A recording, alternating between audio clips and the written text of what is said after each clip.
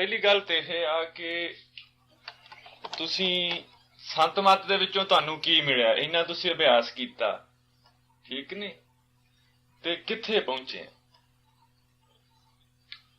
पहुंचना किथे सी, जी तलाश सी अपने अंदर किसी चीज नूं लभण दी, वो खत्म हो गई। जी कुरीद सी ना अपने अंदर, रब की है, दुनिया की है, एक ही है, एक ही है, एक ही है, वो जो सवाल होते सन ना, वो खत्म हो गए। समझे ना? मगर वो खत्म ता हुए जदों ये पता लग गया भी ये दुनिया जी है ना, ये सारी इकनी है, इसे हमेशा कर्म का चक्कर चलता रहता। तो दुख सुख आंदा मैनू, ये नहीं कि नहीं आंदा, उन्हें बोरा है और यही तकलीफ होंगी है। अच्छा, बड़ी तकलीफ होंगी है जी। मैं उन्हें कमा लोगों नू मैं संता, मैनू थोड़ी तकलीफ नहीं होंगी, ये बिल्कुल गप है। मैं ये नहीं मैं कहता होर ना दी बात मैनू पता नहीं, मैं अपनी बाबत जानना, बाबा सावन सिंह की मुताबिक जानना। जिस टीका लाया, टीके ने नुकसान किया, दर्द हुई, तो कहा तुसा मैनू जहर देता होए, समझे मेरा मतलब? दादा दरबार से मैं गया एक बारी, उन्होंने पैर से जख्म थी, मैनू नहीं पता, लम्बे पैर था, तो मैं पैरों पर सिर मारिया जाके, उन्होंने हाय की थी, रत पीछे की थी। मैं कही की होया? आखिर इतना चौंदा सी, ईट ऊपर पैर से जख्म हो गया। समझ गया मेरा मतलब? नहीं, दुनिया के लोगों ने जितनी बातें की थी, ये मैं नहीं कहता कि वो गलत है। भगत सिंह सूली चढ़ गया, भूषणा चढ़ गया, ख्याल है अपना, ख्याल हटा दो, दुख कोई नहीं, ख्याल फंसा दो तो दुख है। वो जरा मर्जी सवाल पूछो, आनंद मिले अंदर, खुशी मिली, अभ्यास मिले। हूँ मैं लख कोशिश करा कि मैं कंठा सुना, संग सुना, मृदंग सुना, बंसी सुना, नहीं।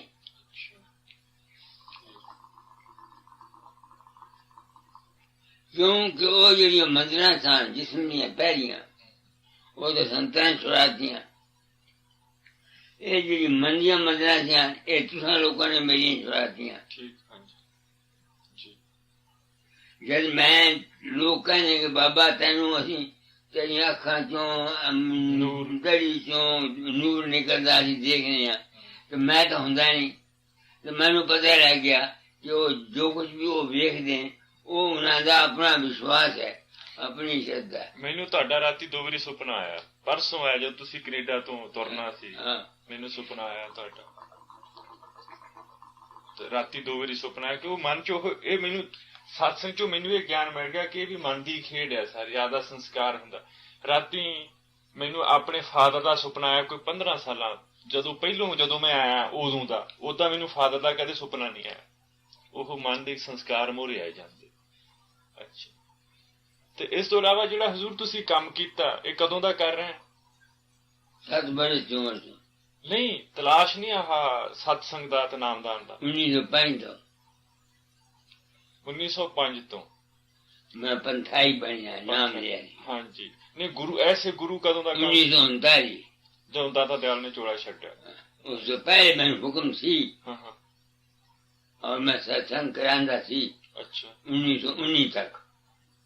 ठीक, 16 तो लगा के 1919 तक मैं सत्संग आप भी अभ्यास करता जी सर, किताबा भी जाता जाते पढ़ के सुना जरूर। तो मैंने पता है लड़ाई भी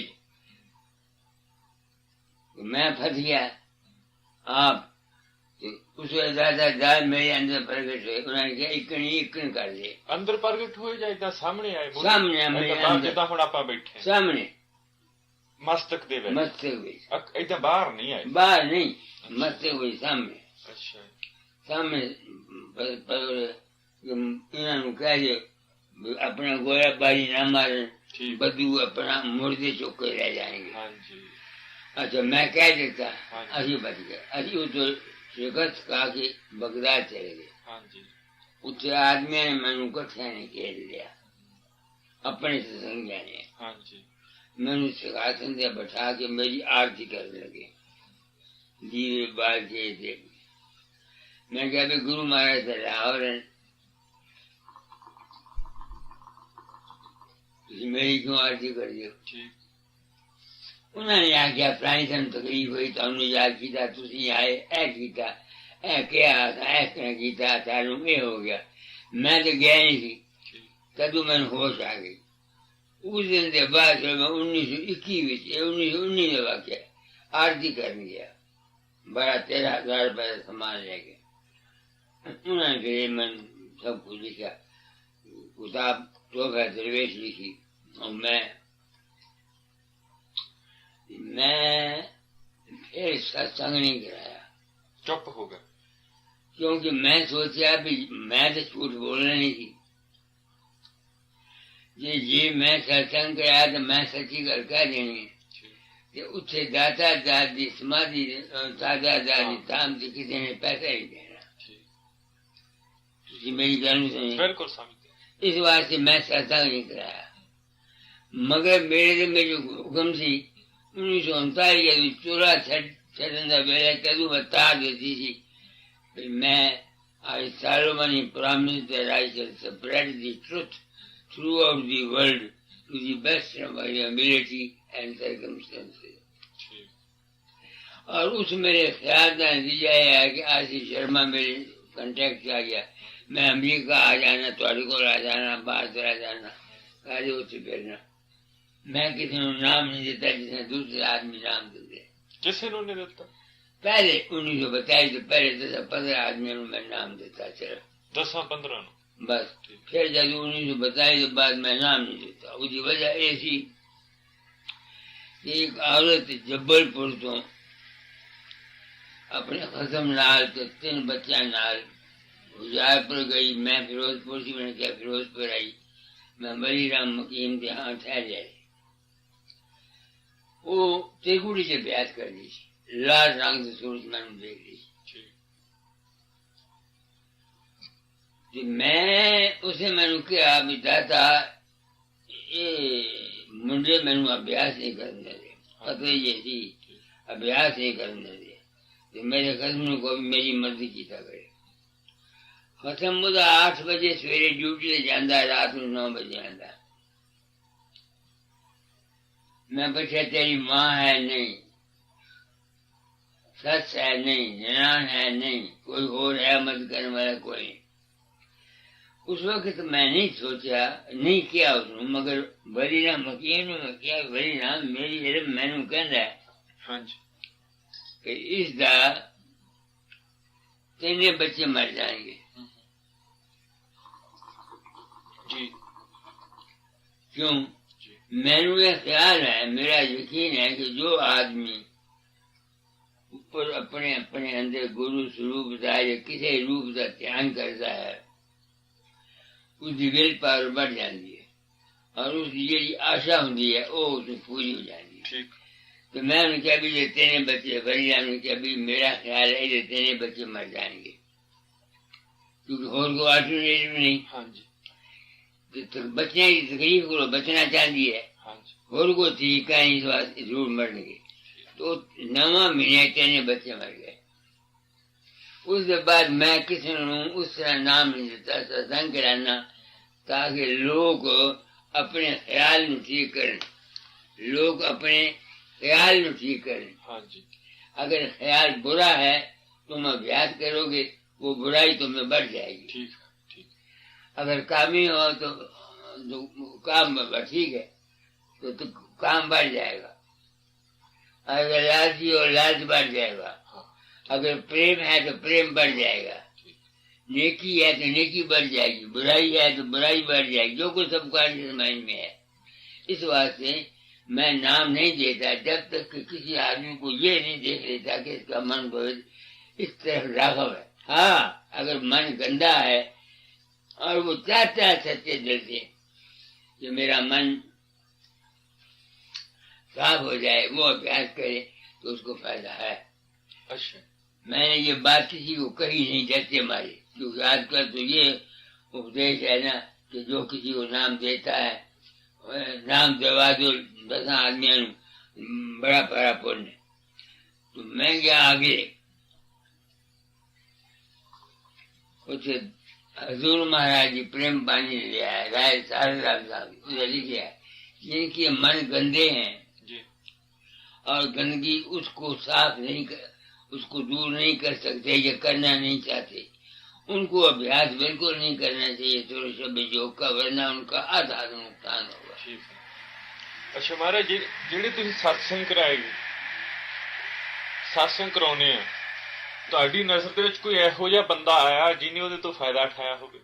ਮੈਂ ਨਹੀਂ ਸਮਝਿਆ। ਤੁਹਾਡੇ satsang ਕਰਾਉਂਦਿਆਂ ਨੂੰ 40-50 ਸਾਲ ਹੋ ਗਏ, ਤੁਹਾਡੇ ਸੰਪਰਕ ਦੇ ਵਿੱਚ ਕੋਈ ਇਹੋ ਜਿਹਾ ਮਨੁੱਖ ਬੰਦਾ ਆਇਆ ਜਿਹਨੇ ਪੂਰਾ ਫਾਇਦਾ ਉਠਾਇਆ ਹੋਵੇ, ਜਿੱਦਾਂ ਤੁਸੀਂ ਜਿਸ ਆਸ਼ਾ ਨੂੰ ਮੁੱਖ ਰੱਖ ਕੇ satsang ਕਰਾਉਨੇ ਆ, ਜਿਵੇਂ ਹੁਣ ਤੁਸੀਂ ਇੱਥੇ ਆਏ ਆ, ਅਮਰੀਕਾ ਗਏ ਆ, ਕਿਸੇ ਚੀਜ਼ ਨੂੰ ਮੁੱਖ ਰੱਖ ਕੇ ਆਏ ਹਨ ਨਾ, ਤੁਹਾਡੀ ਲਾਈਫ 'ਚ ਕੋਈ ਇਹੋ ਜਿਹਾ ਬੰਦੇ ਆਏ ਆ ਜਾਂ ਬੰਦਾ ਆਇਆ ਜਿਹਨੇ ਪੂਰਾ ਫਾਇਦਾ ਉਠਾਇਆ ਹੋਵੇ? ਮੈਂ ਤੈਨੂੰ 2 ਫਾਇਦੇ ਦੱਸਣਾ ਭਈ, ਕਿਸੇ ਦੇ ਦਿਲ ਦੀ ਹਾਲਤ ਦਾ ਪੂਰਾ ਪਤਾ ਮੈਂ ਨਹੀਂ ਲਗਾ ਸਕਦਾ। ਇੱਕ ਗੱਲ ਚੋਂ ਗੱਲ, ਫਿਰ ਜਿਹੜਾ ਕਿਤਾਬਾਂ ਦੇ ਵਿੱਚ ਲਿਖਿਆ ਜਾਂ ਗ੍ਰੰਥ ਸਾਹਿਬ ਦੇ ਵਿੱਚ ਲਿਖਿਆ ਕਿ ਸੰਤ ਅੰਤਰਜਾਮੀ ਹੁੰਦੇ ਆ, ਇਹ ਰੌਚਕ ਗੱਲ ਹੈ? ਅੰਤਰਜਾਮੀ ਦੇ ਮੈਨੇ ਇਹ ਹੁੰਦੇ ਨੇ, ਆਲੂ ਨਹੀਂ ਪਾਉਣਾ, ਇਹ ਠੀਕ ਹੈ ਕਿ ਬਾਜੇ ਵਕਤ ਆਦਮੀ ਮੇਰੇ ਸਾਹਮਣੇ ਆਉਂਦਾ ਤਾਂ ਉਸ ਦੇ ਦਿਲ ਦੇ ਭਾਵ ਨੂੰ ਮੈਂ ਸਮਝ ਜਾਂਦਾ। ਹਾਂਜੀ। उसको कहते हैं इंट्यूशन। ठीक। दूसरे दिल के भाव में, और लोग ये समझे कि बाबे ने मेरे ही सवाल का जवाब दिया, लोग ये समझे। पर जिस तक मेरा ख्याल है, मैं धर्म ना कहना, मैनू पता नहीं होता कि इस आदमी का यह सवाल सी। हाँ ठीक। सो ਜਿਹੜਾ ਆਹ ਪ੍ਰੋਪੋਗੰਡਾ ਕਰਦੇ ਆ ਕਿ ਗੁਰੂ ਬਿਆਸ ਬੈਠਾ ਜਾਂ ਗੁਰੂ ਗੋਬਿੰਦ ਸਿੰਘ ਲੈ ਲਓ, ਕਿਸੇ ਨੂੰ ਵੀ ਲੈ ਲਓ, ਸਾਰੇ ਦੁਨੀਆ ਦੇ ਇਕੱਲੇ ਇਕੱਲੇ ਜੀ ਦੀ ਹਾਲਤ ਜਾਣਦਾ, ਉਹ ਬਾਹਰ ਦਾ ਗੁਰੂ ਨਹੀਂ ਹੈ। ਇਹ ਬਿਲਕੁਲ, ਉਹ ਜਿਹੜਾ ਅੰਦਰ ਤੁਹਾਡਾ ਪ੍ਰੇਰਕ ਆ, ਬਿਲਕੁਲ ਝੂਠ ਹੈ, ਮੈਂ ਨਹੀਂ ਮੰਨਦਾ। ਜਿਹੜਾ ਅੰਦਰਲਾ ਪ੍ਰੇਰਕ ਅੰਤਰਜਾਮੀ ਉਹ ਆ, ਉਹ ਹੈ ਅੰਦਰ ਦਾ ਪ੍ਰੇਰਕ ਜਿਹੜਾ। मेरे ਨਾਲ एक वाक्य गुजरा, एक ग्वालियर से एक औरत है, उसका खावंद है ठेकेदार। अच्छा ठीक। उसका खावंद है ठेकेदार। हाँ जी। ਉਹ ਰੁਪਈਏ ਦੀ ਲੋੜ ਤੇ ਪੌਂਦੀ ਠੇਕੇਦਾਰਾਂ ਨੂੰ। ਇੱਕ ਵਿਧਵਾ ਔਰਤ ਸੀ, ਉਹਦੇ ਕੋਲ ਰੁਪਈਆ ਲੈਣਾ ਹੁੰਦਾ। हाँ जी। तो उसने उसमें लिखा मैं रुपए की लोड़ है। उसने कहा कि तुझी गल सुनो सर नंबर हाँ जी ठीक। उन्हें समझाया भाई, उन्हें बुलाया, उसकी औरत ਨੂੰ शक ਸੀ। ਉਹ ਜਿਹੜੇ ਚਰਨ ਲਗਾ, ਉਹਨੂੰ ਖਿਆਲ ਸੀ ਵੀ ਸ਼ਾਇਦ ਉਹ ਵਿਧਵਾ ਜਿਹੜੀ ਜਨਾਨੀ ਜਿਹਦੇ ਕੋਲ ਰੁਪਈਆ ਲੈਂਦਾ ਉਹ ਕੁਝ ਖਰਾਬੀ ਨਾ ਕਰੇ। उसने चरण लगे, अपने खावंद ने किया कि तेरा रखा दाता जा रहेगा, तू जा। उस औरत ने मैं लिखा, उसका खावंद ने लिखा कि वो इस कमरे से एक पास वो औरत सुती पई, एक पास वो मर्द सुता पे। वो मर्द कहता मैं 4 वाली गया उस औरत को जान लगा, रस्ते के बाबा फकीर छोटी लगी खड़ोता जी, बाबा फकीर छोटी लड़की खड़ोता थी, तो मैं उस औरत को जा नहीं सकिया। तो एक गल सुन के मैं इस गल के नतीजे से पहुंचा कि वो जरा ख्याल उस औरत ने उस आदमी को देता, तेरा रखा दाता जा रहेगा, वो चूंकि जीव ज्ञानी थी, तो जिस वेले को तीवी को 2 बारी या 3 बारी जाने लगा, अगे उसने अपने ख्याल में मेरा रूप बना के करा करता, मैं नहीं गया, मैं आप नहीं गया। जितनी गल्ला हैं दुनिया में सब रोचक है। दाता दाल ने खुद अपनी किताब में लिखा है कि मेरी बानी रोचक है। रोचक बानी दे बहुत सारे अधिकारी हैं, सच्चाई के बानी दे कोई अधिकारी नहीं, बैठ जाओ। रोचक बानी दे सब दुनिया अधिकारी है, भयानक दे। सच्चाई का कोई गाहक नहीं। अगर कहीं भी जाए तो आत्मा मनता है ये नहीं है मेरे नाल बीती है।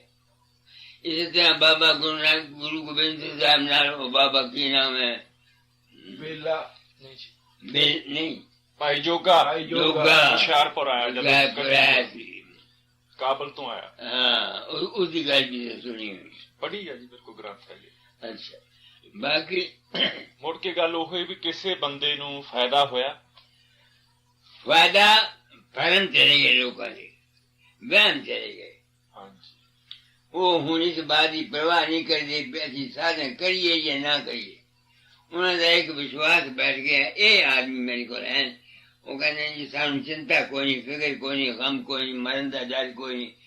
ऐसे आदमियों ने 5-4 आदमी उन्होंने कही ये मैनू पता नहीं कि उन्होंने मेरे नाल सच किया या उन्होंने मेरे नाल झूठ किया। ये उन्होंने गल उन्होंने नाल है मेरे नाल नहीं। ਅੱਛਾ ਉਹ ਜਿਹੜੇ 5-4 ਬੰਦੇ ਆ ਉਹ ਕੌਣ ਕੌਣ ਸੀ? एक पूरे याद नाम याद है।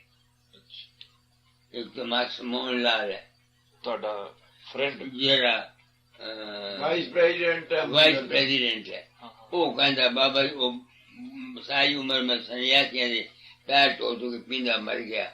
अच्छा तो खोलता जुतियां खोल के पेंदे लत्तां दबांदा मर गया। मैनू शांति है वो मेरे ना प्रेम जरूर कर ये अज्ञान उसका जरूर है अभी तक। अच्छा वो मेरे नाल प्रेम करता है समझे ने तो मैनू वो अपना मित्र या सज्जन समझता है। गुरु उन्हों का बाबा सावर सिंह है। अच्छा गुरु उन्हों का बाबा सावर सिंह है। मैनू मैं उन्हों का गुरु नहीं बनया मैं उन्हों का यार बन गया दोस्त बन गया। ਹਾਂਜੀ ਠੀਕ। ਇਸ ਤੋਂ ਇਲਾਵਾ ਹੋਰ ਕੋਈ और की ਜਿਹੜੇ ਬੰਦੇ ਨੂੰ ਤੁਹਾਡੇ satsang ਤੋਂ ਫਾਇਦਾ ਹੋਇਆ ਹੋਵੇ? दुनियावी फायदे बहुत ही हुए। ਆਪਾਂ ਪਰਮਾਰਥ ਦੀ ਗੱਲ ਕਰ ਜਿਸ ਆਸ਼ੇ ਨੂੰ ਲੈ ਕੇ ਤੁਸੀਂ satsang ਕਰਾਉਨੇ। मैं जिस आशय में लेके सत्संग कराना होता है अपना कर्म। ਹਾਂਜੀ मगर मेरे दिल ने ये मनिया भी जो कुछ मैं कहना चाहना दुनिया उसमें सुनने वास्ते तैयार नहीं। ये मेरा वहम सी मेरा भरम सी कि मैं सच्चाई जाहिर करांगा तो लोगों को फायदा पहुंचेगा। मेरे तजर्बे ने साबित किया कि नहीं। बहुत कम आदमी हैं जिन्होंने मेरी गल नू समझा और नफरत द्वेष आपस विचकार बहुत उन्होंने छड़िया। ਠੀਕ मगर मौका पा जाता है मैं इतना ऊंचा बोलना बादे वक्त मन मैनू ऐसी खराब हाथ ले जाता है मैं 2 मिनट बाद समझ जाना मगर उस वेले मन मैनू ले जाता है ਹਾਂਜੀ जिस वेले गुरु ज्ञान बोल जाता है। बादे वक्त ऐसा होता है कि मैनू पता नहीं लगता बात करना कोई ख्याल मेरे दिल जा जाता है यह गल मैं नाजायज करना। मसलन तुम समझो मैं एक दफा अपने मकान अपने कमरे की कोठे से उतो मैं मैनू जरूरत सी टीका लगवान दी या कुछ पूछने दी डॉक्टर को तो मैं आवाज मारी आदमी नू मैं क्या डॉक्टर को मेरे को लावे तो मेरे नाल पंडित वाइस प्रेसिडेंट जी का मोहनलाल खड़ा। मैं क्या मोहनलाल मैं गलती की थी है मेरा कोई हक नहीं डॉक्टर नू अपने को बुलाने का अपने काम वास्ते। वो टीका आ जाता कभी उसमें आने लगे इस पिछले साल 30 रुपए देते 30 रुपये अपने पास देते कि मेरा कोई हक नहीं है कि उन्होंने एक कहा कि मैनू आके टीका लावे। मैं तुहाडे को आया तो मैं $25 देते। ਹਾਂਜੀ क्यों देते? मैं समझा भी मैं आया इन्होंने तकलीफ देती है रोटी खावांगा कुछ करांगा ताकि मेरा कर्जा उतर जाए। तुसी अमीर तो हो नहीं तुसी अमीर आदमी माफ करना मेरी गल भाई तुसी अमीर आदमी हो बड़े गरीब आदमी समझे, मतलब मैंने अपने दो मियाँ बीवी कमाई कर दो, चार पैसे कमा दो, अपना पेट पाल दो, इस वास्ते जरा बोझ मैं तुम पाना थी वो पैसे तुम मैं देते। तो मेरा अपना असूल जरा है जिंदगी का वो ये है, बाप की कमाई मैं नहीं खादी, लड़के की कमाई मैं नहीं खादी ना, सिर्फ कटने वाले हैं वो भेजे मैंने 200 रुपये महीना, या दरोगा था 40 रुपये महीना भेज दिंदा, वो मर गया वसीयत कर गया 70 रुपये दिंदा सी, 30 मंदिर वास्ते 40 मैनू 40 वो लेना 200 वो लेना 240, लड़का जरा वो हर अपनी भैन का खर्च भेजदा, ਉਹਦੇ ਕੋਲ मैं नहीं करिए। असूल है जिंदगी का, मगर ये मैंने ये नहीं कि सारे वही असूल करना चाहिए, हर एक के हालात अलग है, हर एक के सर्कमस्टेंसेस हालात वाकयात अलग हैं। मगर मैं इस हक बेचा कि अगर एक बाप दे को रुपया है अपना, उसका कोई हक नहीं कि लड़के को मंगे कुछ ही ना, लड़का अगर कोई 2 पैसे 4 पैसे दे देता तो वो वर्त रहे तो कोई हक नहीं, उसका हक नहीं है कि उम्मीद रखे, नहीं है तो लड़के का हक है कि बाप की रोटी का, बाप के कपड़े का और बाप की रिहाइश का आराम का ख्याल रखिए। मगर अगर बाप ये चाहे कि मैं शराब पीनी है या मैं सिनेमा देखना है तो वो गलती थी है। मेरा अपना मैं ऐसा समझना। ਅੱਛਾ ਇੱਕ ਹੋਰ ਗੱਲ ਹੈ ਜੀ, ਜਿਹੜਾ ਸਾਨੂੰ ਆਹ ਹੁਣ ਲਾਈਫ ਮਿਲੀ ਆ, ਹਾਂ ਤੁਸੀਂ ਵੀ ਜੋੜੇ ਚਾਹੇ ਅਸੀਂ ਵੀ ਸਾਰੇ ਮਨੁੱਖਾਂ ਦੇ ਵਿੱਚ ਬੈਠੇ ਆ, ਇਹਦੀ ਲਾਈਫ ਦਾ ਪਰਪਸ ਕੀ ਆ? ਕਿਤਾਬਾਂ ਦੀ ਗੱਲ ਨਹੀਂ ਮੈਂ ਕਰਦਾ, ਕਿਤਾਬਾਂ 'ਚ ਤਾਂ ਅੱਡ ਗੱਲਾਂ ਲਿਖੀਆਂ। ਸੱਚੀ ਗੱਲ ਪੁੱਛਣਾ, ਬਿਲਕੁਲ ਹਾਂਜੀ ਸੱਚੀ ਗੱਲ ਪੁੱਛਣਾ। ਇਹ कुदरत की खेल है, मैंने इस राज का पता नहीं लगा। जिंदगी एक एनर्जी है, जो मैं समझा हो तुम दसना, पता नहीं मैं सच्चा कि झूठा, मैं जो समझा एनर्जी है। जिस तरह बिजली एक एनर्जी है, बिजली में 3 चीजें हैं, एक रेजिस्टेंस, एक करंट, एक EMF। जानते हो पढ़ी है ना, ये मालिक है, असली चीज है वो है EMF बिजली। इसी तरह इस दुनिया के विचार एक भंडार है जेड़ा EMF है।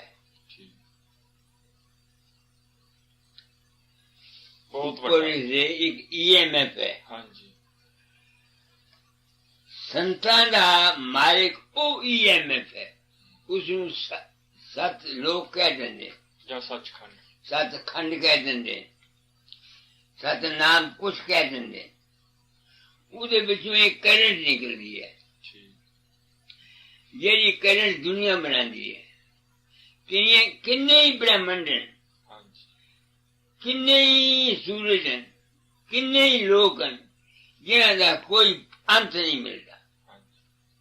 यही गुरु नानक साहब ने अपनी बाणी किया, लख पताला पताल, लख आकाशा आकाश, और पाल थके, ऐसी ऐसी बाणी है कोई है।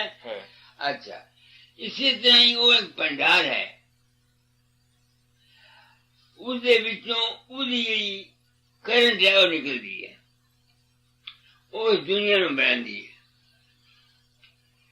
कितने ही ब्रह्मा हैं, कितने ही विष्णु हैं, कितने ही शिव जी हैं, और यही गल शास्त्री भी कहने, क्योंकि जिस वेले कृष्ण महाराज का अवतार होया तो ब्रह्मा नू शक पै गया, उसने जेरे उन्होंने ग्वाल बाल सान वो सारे चुरा रहे, चुरा के रह गया।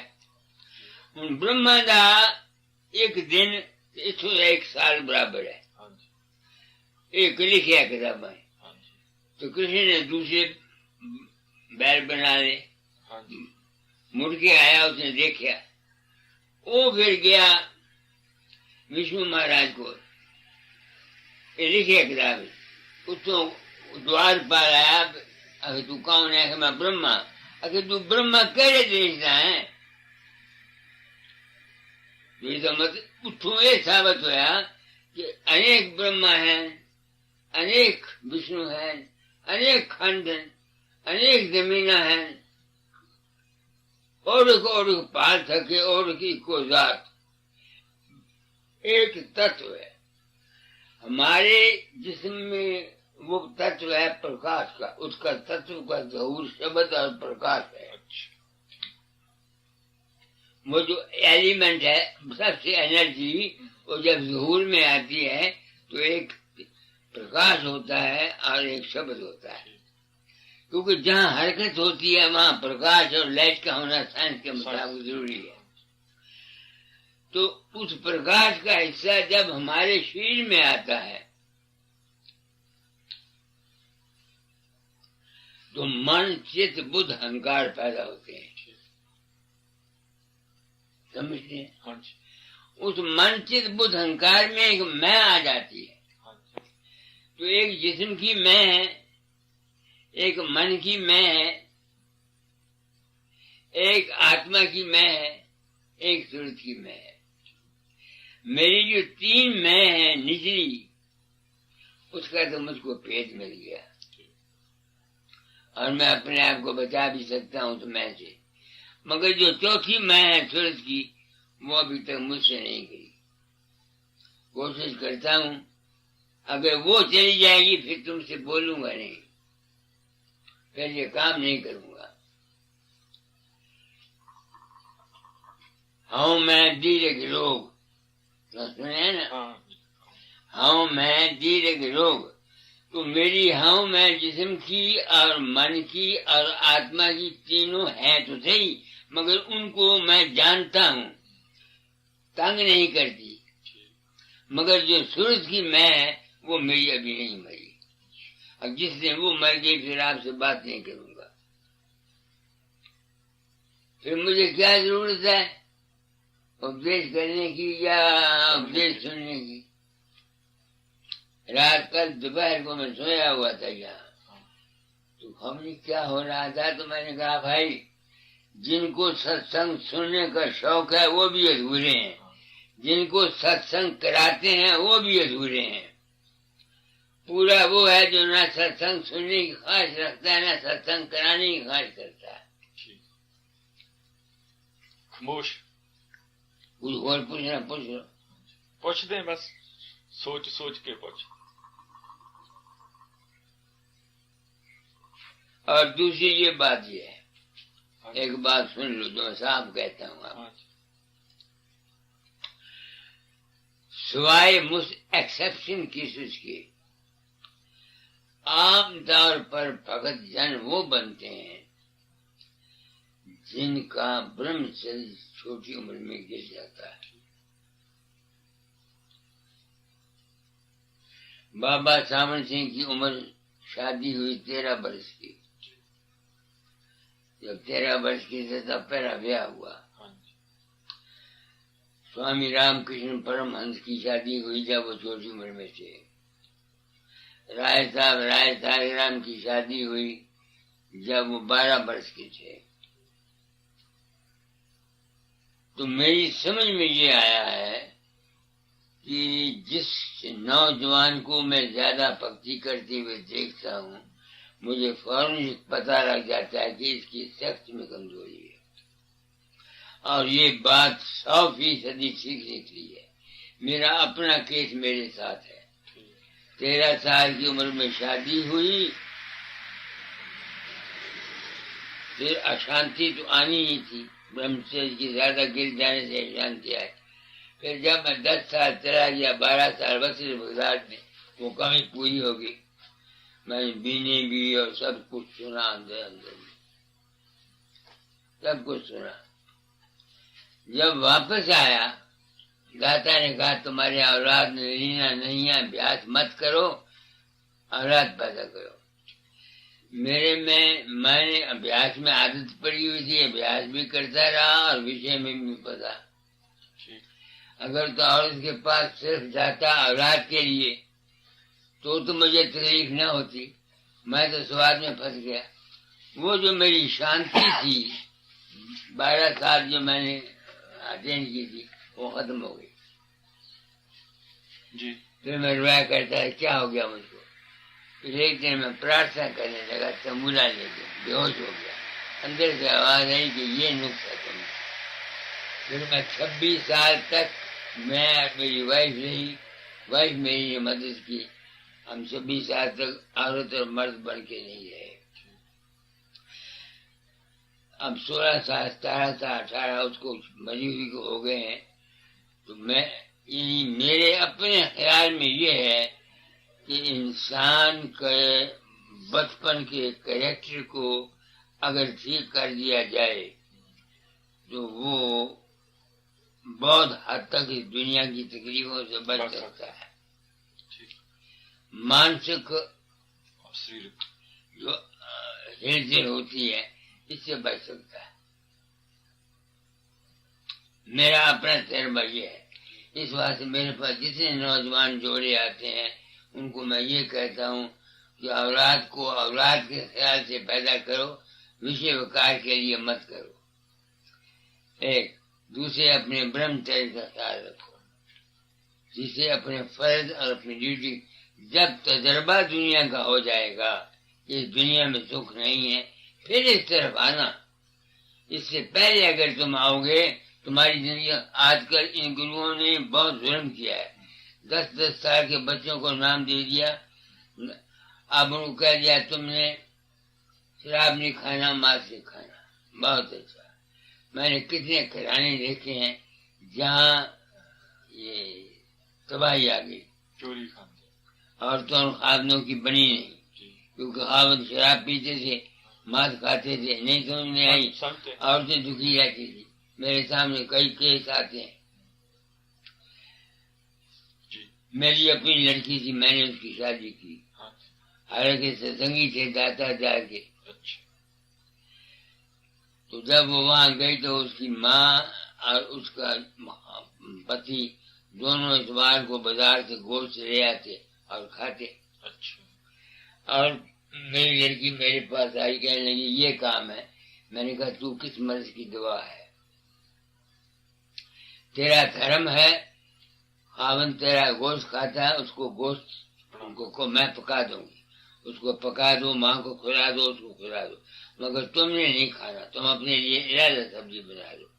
वो अपने आप छोड़ जाऊंगी। जब उसने कहा मैं बना दी, वो बड़े हैरान हुए। फकीर चंद की लड़की होकर कहती है। वो 2 महीने उसने उनको गोश्त बना के खिलाया, 2 महीने के बाद छोड़ गए। और सबसे ज्यादा गलती है माँ बाप की। हाँ, ये मैं मानता, माफ करना मेरी बात को, मैं तो आशा की बात। जब बच्चा पेट में होता है, माँ बाप भोग करते रहते हैं, उस लड़के पर काम का असर पड़ता है। जब वो जवानी में आता है, अभी जवान नहीं होता, उसमें काम का अंग आ जाता है और वो खराब हो जाता है। ये बात बिल्कुल सच्ची मैंने आपको कही। मैं खुद इस मर्ज का मुब्तला रहा हूँ। मेरी अगर शादी छोटी उम्र में न होती तो शायद मैं जो हालत मेरी इस वक्त है उससे बेहतर होती। ये मेरी समझ में आया है। बाकी रह गया सरदार जी, सच्चाई अगर पूछो, सच्ची बात, मैं जब अकेला बैठता हूँ तो मैं अपने आप को भूल जाता हूँ।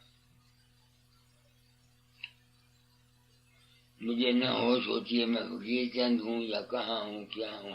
एक हालत तारी हो जाती है जिसका मैं न 1 कह सकता हूँ न 2 कह सकता हूँ, कुछ नहीं। लफ्ज बथेरे बाहर समझाने के लिए कई कर देते हैं। वो जितने लफ्ज हम करते हैं सारे ही नामुकम्मल है। वो है, क्या है, मालिक है, मगर वो क्या है किसी आदमी को कोई हक नहीं है कि वो कहे कि वो क्या है। संतान ने उसको उन्मन कह दिया, किसी ने हैरत रूप कह दिया, किसी ने ला मकानी कह दिया। हाँ जी, आप समझे, समझ ये सृष्टि का कर्म क्षेत्र चलता रहता है। ये मैं है हमारे अंदर, या तो इसको कर्म से ठीक करो, या भक्ति से इसको ठीक करो, या ज्ञान से ठीक करो। कर्म, भक्ति और ज्ञान, तीन मार्ग हैं इस मैं को ठीक करने के लिए।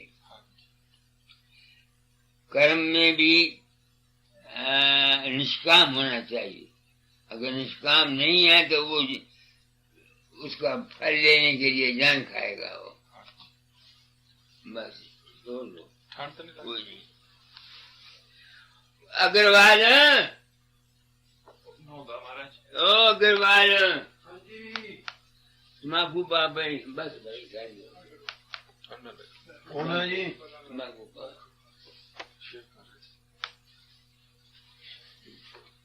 मेरा अपना ये ख्याल है, मैंने जो समझा आपको बता दिया। और धर्म से पूछते हो, मेरे हाथ में मुझको मरते दबा आग न मिले, उस प्रभु की लीला को मैं तो बेखौफी से कहूंगा। न कबीर को पता लगाए, न राधा स्वामी को, न नानक को, न किसी को, कोई जान नहीं सकता कि वो क्या है। सच्ची बात है, जितनी जितनी जिसकी बुद्धि थी उतनी उतनी वो कह गया। असल में क्या है कुछ पता नहीं, बोलने की जरूरत नहीं, खामोशी के सिवा और कोई चारा नहीं। Silence in the beginning and silence in the and, कोई कुछ नहीं कह सकता। तो इसलिए मैं ये सोचता हूँ कि जब तक जिंदगी है इसको खुशी से गुजारो, उसकी मौज है। हाँ मैं करने से हाय, दुख हाय करने से हाय का क्या बनेगा? जो हो रहा है हो रहा है, किसी को क्या पता। मैंने ऐसा समझा। किसी को कबीर का भी एक शब्द है, कर्म गत चारे नाले चले। ऋषि वशिष्ठ से पंडित ज्ञानी शोध के लगन धरे, सिया हरण मरण दशरथ का कहु न सूझ पड़े। आगे लिखते हैं आखिरी कड़ी है, सूरज चंद्रमा भानु सन विधि संयोग पड़े। जितने ग्रह हैं विधि उनकी तरीके से हर एक को पूछना पड़ता है। ये अब मुसलमानों का ये 40 साल, मुसलमान जितने राज हैं ये 40 साल का चाहिया आया हुआ है। इनको हर तरफ से मुसीबत ही मुसीबत है। एक गल हो रही महाराज, सानू एक ख्याल दिता गया गुरबाणी विच, संतां दी बाणी दे विच भी कि जीव आउंदा जांदा है। हाँ जी, ठीक है। आउंदा ते असीं जन्म सारिਆਂ ने लिया और शरीर दा अंत हुंदे भी असीं सारे देखते। वाकई ही आउंदा जांदा। हाँ। पिछला जन्म है, पिछला जन्म और अगला भी है। अगले भी है। इसका प्रूफ है कोई? इसका प्रूफ मेरे तजर्बे जेड़ी गल है वो कहना। ਤੁਹਾਡੇ पर्सनल तजर्बे? पर्सन से मेरी लड़की प्रेम प्यारी कोयते में थी, तो मैंने अपनी बड़ी लड़की को 40 तोले सोना और बड़ा फारा दाज दिया। इस लड़की को मैंने सिर्फ 1500 में शादी कर दी, 5 तोले सोना दिया। कोटे चली गई, बीमार हो गई। जब जाने लगी तो मेरी औरत ने मेरे साथ झगड़ा किया कि ये तुमने क्या किया, जब उसको इतना दिया तो इस लड़की को क्यों तुमने थोड़ा दिया? कुछ भी नहीं दिया। मैं उसको कुछ नहीं बोला, लड़की चले गई। मैंने कहा बेटी पिछले जन्म के 700 रुपए मैंने तेरा कर्जा देना है, अगर अब ले लो तो तुम्हारा मेरा रिश्ता टूट जाएगा। इस वास्ते जब अपना मकान बनाएगी उस वक्त तुमने, अगर मैं रहा तो मुझसे ले लेना, तो अपने पैसे से ले लेना। वो चली गई। वो बीमार हो गई 4 साल के बाद। मेरी औरत ने मजबूर किया, 6 महीने में 100 रुपया भेजता रहा। जब 7वां महीना आया औरत ने फिर मजबूर किया, तो मैंने 100 रुपया का का ड्राफ्ट लेके पंजाब नेशनल बैंक से कोर्ट भेज दो, उसने भेज दिया। मैंने छुट्टी ली और उसको वहां छोड़ आया। उसको बोला कि अब जो मर जाएगी। लड़की मर गई। मेरी औरत आई, मैंने पूछा उसका अंत समय क्या हाल हुआ। उसने बोला पहले उसने याद किया देशराज को, अपने पति को। वो अस्पताल गया उसे दवाई लेने। फिर उसने याद किया सरला बलीराम की लड़की को और उसके प्राण निकल गए। इतने में दूसरे दिन बलीराम हकीम आया मेरे मकान में अफसोस करने के लिए। मैंने कहा बलीराम काहे को अफसोस करता है, तेरे घर में लड़की आएगी। कहेंगे मेरे घर में कैसे? मगर तेरी लड़की के सरला के आएगी। कहने कैसे? मैंने कहा उसने आखिरी दम पर सरला को याद किया था। अंत मता सोगता। तो उसने बोला लड़की को तो चौथा महीना है। मैं कहा रू जो है चौथे महीने आती है, जिसमें बन जाता है पेट में तो फिर सुरत आती है। चौथी चीज सुरत या चौथी चीज वो चौथे महीने। हाँ वो चौथे महीने आती है। मगर चूंकि मेरी लड़की को ससुराल में जहर दिया गया था, उसकी सास ने दाद नहीं मिला था, इसको इस जन्म में ससुराल से तकलीफ होगी, सुखी नहीं होगी। वो लड़की पूर्णिमा उसका नाम था, एमए पढ़ी, उसकी शादी हुई, 4 साल के बाद पति मर गया। जो कुछ मेरा इंजाम था वो ठीक निकला। दूसरी मिसाल मेरे पास सबूत ये है कि मेरी माँ मुझे हमेशा कहा करती थी बच्चा मैं औरत का जन्म नहीं लूंगी, और उसके जन्म में बड़ा दुख है, मैं लूंगी नहीं। तू भगत बन गया, मैं मिटा जाऊंगी तेरे पास से। अब वो प्लेग से मर गई। हम दोनों थे भाई बगदाद में। मेरे भाई की औरत थी वहां। बाप ने चिट्ठी लिखी, अंत में उसने याद किया मुझको और मेरे भाई को, और कहा कि जैसे 2 लड़के मेरे थे ऐसे हर एक के 2 लड़के होंगे। तो ये चिट्ठी मेरे बाप ने मुझको लिखी। तो मैंने उसको बोला कि तेरे घर में माँ आएगी लड़का बन के, और उसके घर में लड़का बन के माँ आई। वो लड़का अब तक इसका बड़ा भाई, ये रवि जो आता है इसका जो बड़ा भाई है वो। तो तब से मुझे यकीन हो गया कि आवागमन है। मैं किताबों की आशा, एक तो ये बात है, दूसरे ये है कि सब संत मानते हैं, जैन मानते हैं, बुद्ध मानते हैं, हिंदू मानते, सब मानते हैं कि आवागमन है, और आवागमन है भी जरूरी। ਤੇ ਆਉਂਦੀ ਜਾਂਦੀ ਕਿਹੜੀ ਚੀਜ਼ ਹੈ ਮਹਾਰਾਜ? आत्मा या मन? आत्मा। आत्मा सुरत आती जाती, सुरत आती जाती। शरीर तो अलग हो ही जाता, शरीर तो खत्म हो जाता, जी चीज खत्म हो जाता है, संस्कार रहता है मन का संस्कार रहता सुरत दे नाल। तांहियों सुरत हैगी रहिंदी, जिद्दां तुसीं राती सत्संग च किहा सी, सुरत दे उपर मन दे संस्कार पै रहिंदे हैं, ओहो ही फिर आउंदी जांदी। और कोई सवाल करना हो कर लो। हाँ जी, तुसीं कहंदे जी कोई पुछ लो। तुसीं मैं ते एक ਜਿਹੜੇ ਸੰਤ ਮਹਾਤਮਾ ਅੰਦਰ ਜਾਂਦੇ ਹਨ ਰੂਹਾਨੀ ਅੰਦਰ, ਤੇ ਇੱਕ ਦੂਸਰੇ ਸੰਤ ਮਹਾਤਮਾ ਦਾ ਇਹਨਾਂ ਨੂੰ ਦਿਸਦਾ ਹੁੰਦਾ, ਪਤਾ ਹੁੰਦਾ। हाँ जी, क्या बात है? मैं दसदा महाराज।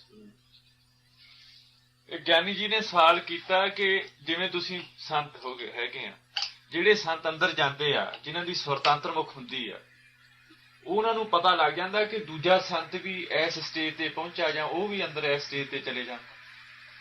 नहीं, जब तक उसके हालात और वाक़यात न देखे, अखी ना देख। हाँ जी, आप समझे मतलब? ਇਹ ਤਾਂ ਪੁੱਛਦੇ ਕਰਕੇ ਇਹਨਾਂ ਨੂੰ ਇਹ ਖਿਆਲ ਦਿੱਤਾ ਗਿਆ ਕਿ ਸਤਲੋਕ ਦੇ ਵਿੱਚ ਜਾਂ ਤਰਕੂਟੀ ਦੇ ਵਿੱਚ ਰੂਹਾਂ ਹੁੰਦੀਆਂ। ਹਾਂਜੀ, ਹੁੰਦੀਆਂ, ਤੇ ਜਿਹੜੇ ਉੱਥੇ ਮਿਲਾਪ ਹੁੰਦਾ ਉਹਨਾਂ ਦਾ ਆਪਸ ਵਿੱਚ। मगर वो रूहें एक दूसरे को पहचान नहीं सकती। आप देखो, तुम्हारे जिस्म में रेड कॉर्पस और व्हाइट कॉर्पस है। हाँ जी, ठीक है। खून के अंदर रेड कॉर्पस और व्हाइट कॉर्पस है कि नहीं? अगर ये रेड कॉर्पस ना हो, खून पानी हो जाएगा और आदमी मर जाएगा। तो हमारी जिस्मानी जिंदगी के हंस कौन है? Red corpus. इस तरह मन के अंदर अगर थिंकिंग नहीं है तो मन नहीं है। समझ गए? ऐसे ही रूहानी दुनिया में सिर्फ अणु होते हैं रोशनी के, मगर वहां ये शक्ल नहीं होती उनकी। जिस तरह सूरज की किरण की शक्ति होती है, गोलाकार होते हैं वो अगर वहां ना हो तो सच लोग उसको नहीं कह सकते। नहीं समझ में? उनको हंस कहते हैं। वही साढ़े अंदर है। वो हमारे जिस्म में, खून में रेड कॉर्पस और वो है। मन के अंदर अनुभव है, आत्मा के अंदर रोशनी की किरणें। एक मुसलमान फकीर मेरे सत्संग में आया करता था, कादरी साहब। उसने कहा मैं अपने अंदर गया, बड़ी भारी रोशनी में। वहां हजरत मोहम्मद थे, दाता दयाल थे और मैं भी था, और मेरा नाम भी लिया, और दूसरे महापुरुष भी थे। तो मैंने उसको सत्संग में कहा कि मैं नहीं था, मैं नहीं था। जब मैं नहीं था जो कुछ उसने देखा वो भी नहीं था, कल्पना, वो उसकी अपनी कल्पना, उसका अपना बनाया हुआ था। अनुभव विश्वास भी हो गया कि मन जो कुछ मर्जी बना ले। ਇਹ ਮੈਨੂੰ ਅਨੁਭਵ ਹੋ ਗਿਆ। ਮਨ ਡਰਾਮਾ ਚੀਜ਼ਾਂ ਰਚਦਾ ਰਹਿੰਦਾ, ਸ੍ਰਿਸ਼ਟੀ ਪੈਦਾ ਹੁੰਦੀ ਰਹਿੰਦੀ ਹੈ, ਖਤਮ ਹੁੰਦੀ ਰਹਿੰਦੀ, ਰਚਦੀ ਰਹਿੰਦੀ। ਇਹਦੇ ਚੋਂ ਨਿਕਲਿਆ ਕਿਵੇਂ ਜਾਵੇ? ਕਿਵੇਂ ਜਾਵੇ? ਜਿਹੜਾ ਰੂਪ ਤੇ ਰੰਗ ਹੈ ਇਹਨੂੰ ਛੱਡਿਆ ਕਿਵੇਂ ਜਾਵੇ? ਇਹ ਤੇ ਮੈਨੂੰ ਤੇ ਫਾਇਦਾ ਹੋਇਆ ਸਿਰਫ ਤੁਸੀਂ ਲੋਗों को। जब से मुझे ये यकीन हुआ कि मैं किसी के अंदर नहीं जाता, तब शक्लें तो आती हैं मेरे सामने, मगर मैं उन शक्लों में फंसता नहीं। अब बात समझिए ना। इसके अलावा मैं अकाल पुरुष को मानता हूँ, या अनामी पुरुष को मानता हूँ, या राधा स्वामी पुरुष को मानता हूँ, जो मन चित्त बुद्ध अहंकार से परे है। तो मेरा इष्ट वो रहता है। मगर जब कभी मन में आता हूँ दुनिया के काम में, उस वक्त मैं गुरु के स्वरूप का सहारा लेता हूँ। खुल के। सो ਤੁਹਾਡੇ ਕਹਿਣ ਦਾ ਮਤਲਬ ਇਹ ਆ ਕਿ ਜਦੋਂ ਮੈਂ ਅਭਿਆਸ ਦੇ ਵਿੱਚ ਬੈਠਦਾ, ਠੀਕ ਨਹੀਂ, ਤੇ ਜੇਕਰ ਮੈਂ ਇਹਨਾਂ ਸੈਂਟਰਾਂ ਤੇ ਸੁਰਤ ਜਮਾਉਣਾ ਤੇ ਰੂਪ ਆਉਣਗੇ? ਆਉਣਗੇ, ਜ਼ਰੂਰ ਆਉਣਗੇ। ਅੱਛਾ, ਤੇ ਇਹ ਤੋਂ ਉੱਪਰ ਚਲੇ ਜਾਵਾਂ ਫਿਰ ਸ਼ਬਦ ਕੁਛ ਨਹੀਂ, ਸ਼ਬਦ ਜਾਂ ਪ੍ਰਕਾਸ਼ ਤੇ ਇੱਥੇ ਤੇ ਜਿਵੇਂ ਜਾਗਰਤ ਅਵਸਥਾ ਚ ਤੇ ਹੋਣਾ ਹੀ ਆ। ਇਹ ਤੇ रहेंगे, ठीक है, कोई रोक नहीं सकता है। ना रोकने की लोड़ है। ये तो आएंगे। जैसे जैसे संस्कार तुम्हारे अंदर पड़े हुए हैं वो शक्लें। मैंने आपको बताता हूँ कि मुझको मंदिर बनाए हुए 18 साल हो गए, कभी मंदिर सपने में नहीं आया। वहाँ के जितने कर्मचारी हैं कोई सपने में नहीं आया। बाहर इतने सत्संग कराता हूँ, कभी आप लोग सपने में नहीं आए। मगर रेलगाड़ी और तार, माँ और बाप और बीवी, कभी कभी भाई, या कभी साल के बाद लड़का, ये जरूर सपने में आता है। या सपने में मैं अभ्यास करता रहता हूँ, या सपने में मैं अभ्यास करता रहता हूँ। इससे क्या साबित हुआ मुझको कि जिस काम में मेरा जाती इंटरेस्ट नहीं है उसका असर मेरे दिमाग पर नहीं पहुंचता। मैं आप लोगों के साथ मिलता हूँ, आपका कोई अक्स मेरे पर नहीं पड़ता। आपकी प्रेम के जवाब में प्रेम का जवाब दे देता हूँ।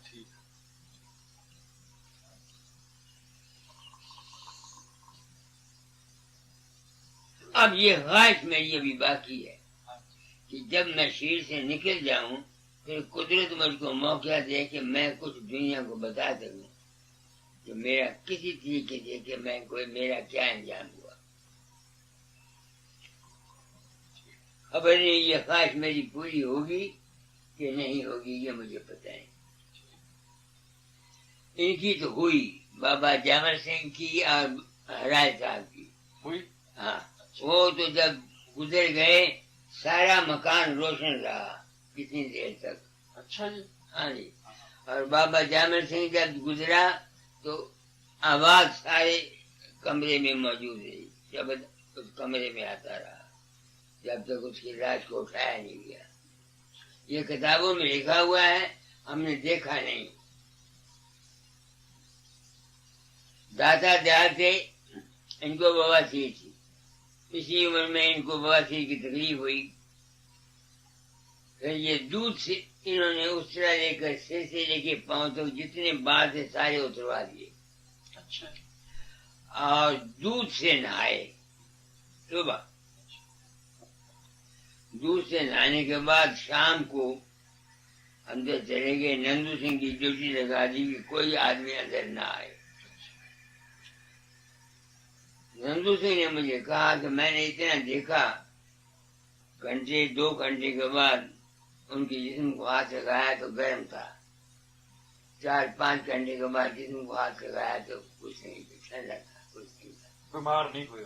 यही बस बीमारी अगर उनको कमजोर हो गए थे। हाँ, तस्वीर हो गई। जिसम ये दाढ़ी जो थी ना, हजामत आप करते थे वो, ये चमड़े का मांस यहाँ आ जाता था। ये अच्छा। ये तो नाई को बुलाया हजामत करने के लिए, वो उसने मुझे कहा कि मुझसे आपकी हजामत नहीं होती, मांस ढीला है। हाँ, उसने कहा अच्छा ना सही, उसरा दे दो। उसने उसरा लिया, दादा ने आप माँ को खींचाए थे, वो मुझे सारा साफ कर दिया। फिर उन्होंने शरीर समाधि से जाके छाड़ दिया। ए पता नहीं क्या हुआ, जो नंदू सिंह ने मुझको बोला मैंने वो बोल दिया आपको। फिर सुबह उन्होंने दूध मंगवाया, दूध से नहाए। एक दिन पहले अपने जिस्म को सारे को उससे से जित कोई बाल भी, सिर भी और सब कुछ सब बाल उतरवा दिए। दूसरे दिन वो दूध से नहाए।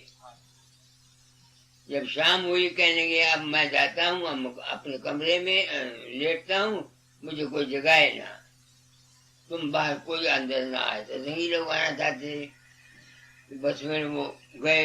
उसने नंदू सिंह की जुबानी मैंने कह रहा हूँ कि अंत में उन्हें न हाय की, न हूँ की, न ही की, न कुछ नहीं।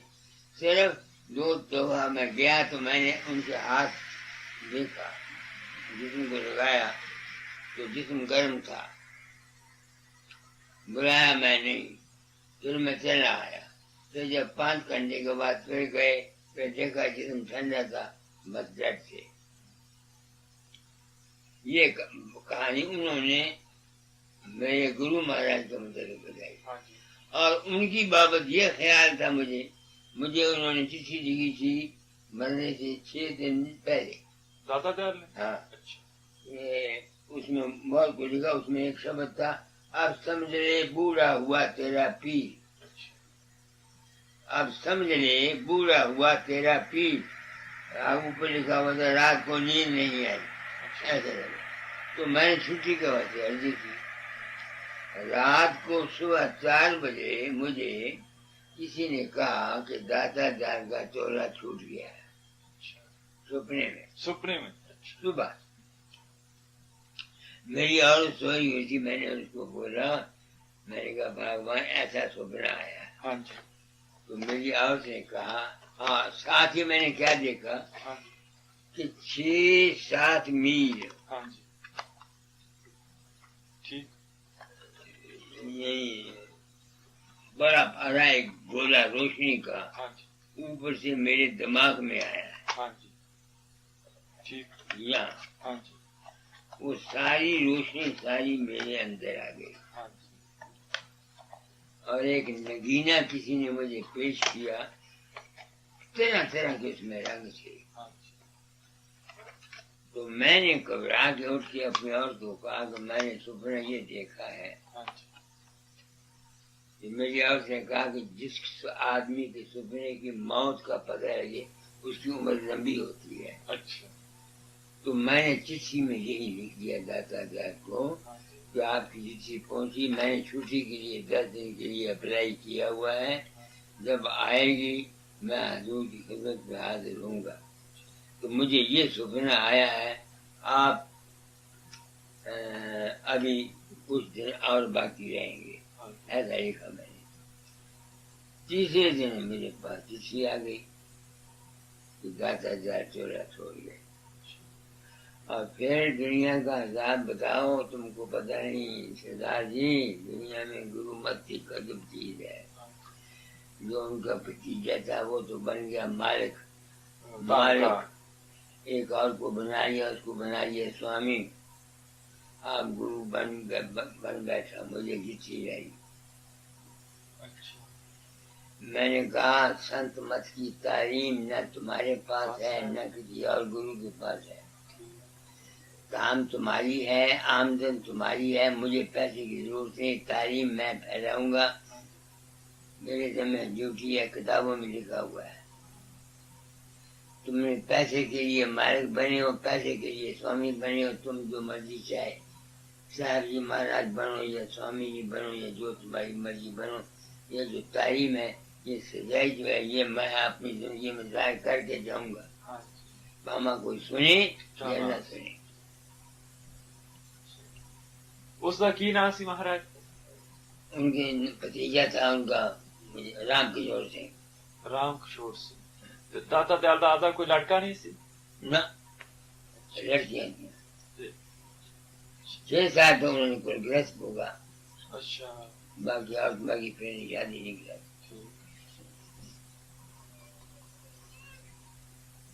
ਤੇ ਉਸ ਤੋਂ ਬਾਅਦ ਧਾਮ ਦਾ ਕੀ ਹੋਇਆ ਜੀ? नहीं, ਉਸ ਤੋਂ ਬਾਅਦ ਧਾਮ ਦਾ ਕੀ ਹੋਇਆ? कहा वहाँ स्कूल है, कॉलेज है वहाँ, और उनकी समाधि है। तो उनका भी झगड़ा बने, हर एक आदमी अपनी आमदन चाहता है। मैं हर साल 2000 2,500 रुपया दे देता हूँ वहाँ, तुम जानो भाई तुम्हारा काम जाने। वहाँ एक आदमी मुकर्रर किया हुआ है, और भी उसके रिश्तेदार जो है वो आना चाहते हैं। मैं इस बात की परवाह नहीं करता, मुझे कोई अफसोस नहीं। बाबा सामंत ने मेरे साथ बड़ी सच्चाई से काम किया। बाबा चरण सिंह ने मेरे साथ बहुत सच्चाई से काम किया। मैं जब गया बाबा सामने तो बताई में, तो मैंने जमीन पर बैठ गया, वो चारपाई पर बैठे थे। तो मैंने तब आजाद शब्द गाए, ऐसे में आया, ऐसे में आया, ये हुक्म था मुझको, ऐसे ऐसे। तो 15 मिनट में मुझको तो होश ही नहीं थी। मैं तो बाबा साहब सिंह की दाढ़ी तो मुझे नजर नहीं आती थी, मुझे तो बाबा गाता दाल नजर आते थे।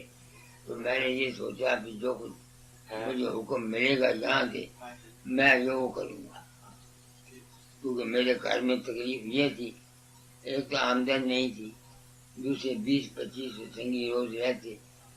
भाई मेरा क्या उनका रुपया जाए, तेरा खत्म हो जाएगा, फिर रोएगा तू। तो मैं तेरा गया, घर छोड़ गया। मैं कहा वापस नहीं आऊँ घर में।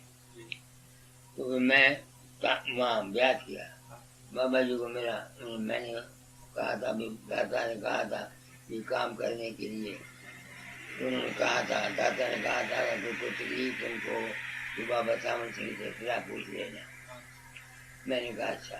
तो मैं यहाँ आया, मैंने तब था, उन्होंने कहा कि सन तुम काम क्यों नहीं करना चाहते? मैंने कहा जी मैंने तो सच्ची बात कहनी है। तो बाबा सामंत सिंह ने मुझे कहा कि सन मुझसे सच नहीं कहा गया, उसकी वजह कि दुनिया सच के अधिकारी नहीं है। दुनिया में जाती है गुरु के पास, हकीकत के लिए जाती है दुनिया।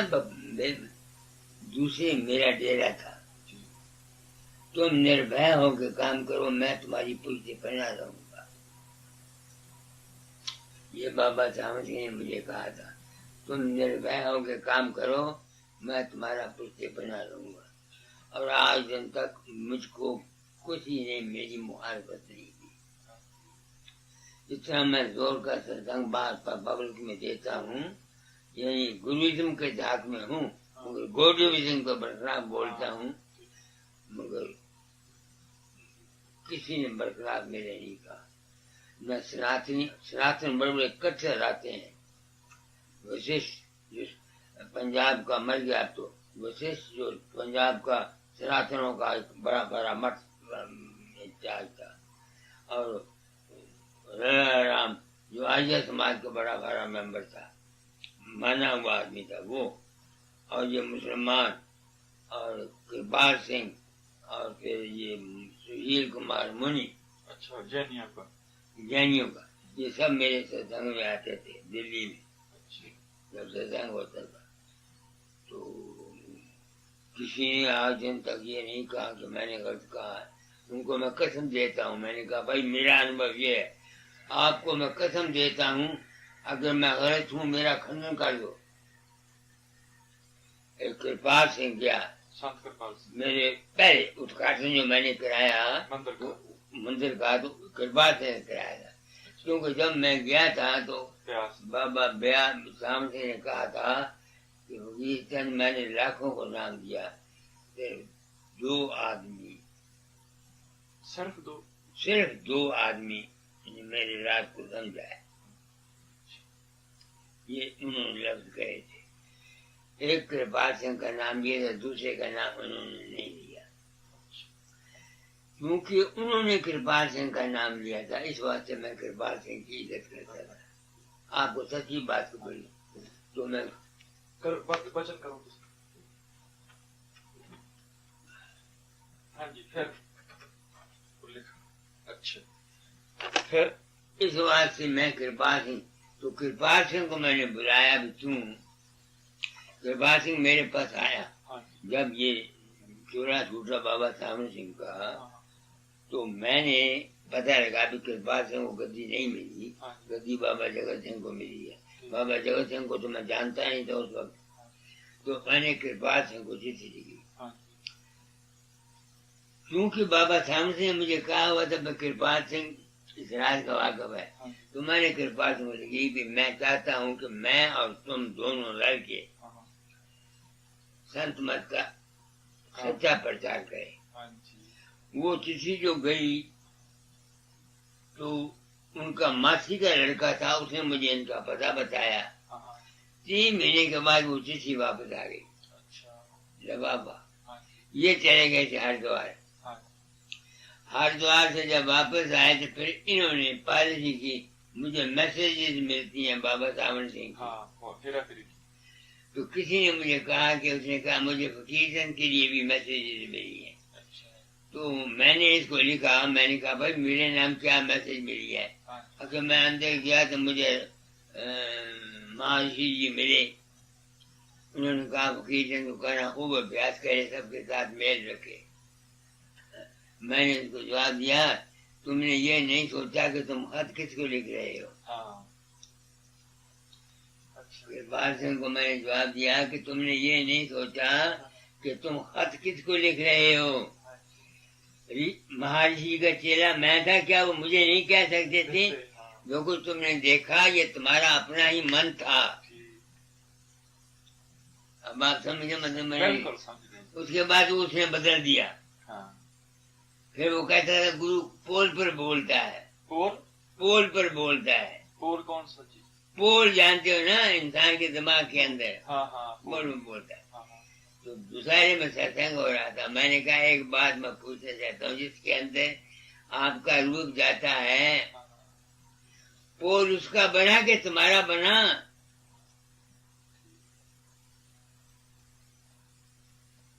और 40 घंटे पूरे मेरे और कृपाल सिंह के देहरादून में बात होती रही। ऐसे जैसे कृपाल सिंह ने कहा जो कुछ तुम कहते हो बिल्कुल सच है, मगर तुम्हारा काम कंस्ट्रक्टिव नहीं है, डिस्ट्रक्टिव है। अग्रवाल, परशुराम,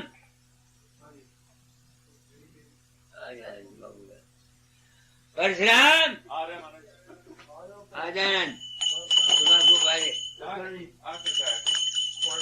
को बोले नाले अच्छा हुजूर आ खड़काया करो मान गया वो मान गया। नाले ਦੇ ਨਾਲ शब्द याद आਉਂਦਾ। फिर बाद ने कहा कि सचिव, ਹਾਂਜੀ मैंने कहा तुम ठीक कहते हो, तुम कंस्ट्रक्टिव ये चाहते हो कि डेरा बन जाए और आदमी आ जाए, मंदिर बन जाए, ये बन जाए, तुम्हारा काम कंस्ट्रक्टिव ये है। मेरा काम कंस्ट्रक्टिव ये है कि जीव के भरम चले जाए, संशय मिट जाए और वो अपने आप में शांत हो जाए। तेरे मेरे में ये फर्क है।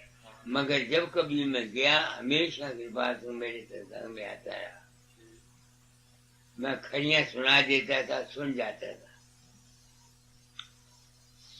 आप समझ गया मतलब है। मगर सच पूछते हो, मेरी तालीम सिर्फ तालीम याफ्ता आदमी के लिए है। मैं आपको सच्ची बात कहता हूँ, मैं आम दुनिया को ये तालीम नहीं देता, क्योंकि दुनिया इस सच्ची ऊंची तालीम की, सच्ची और की तालीम की हकदार नहीं है। दुनिया को दुनिया का काम बताना चाहिए।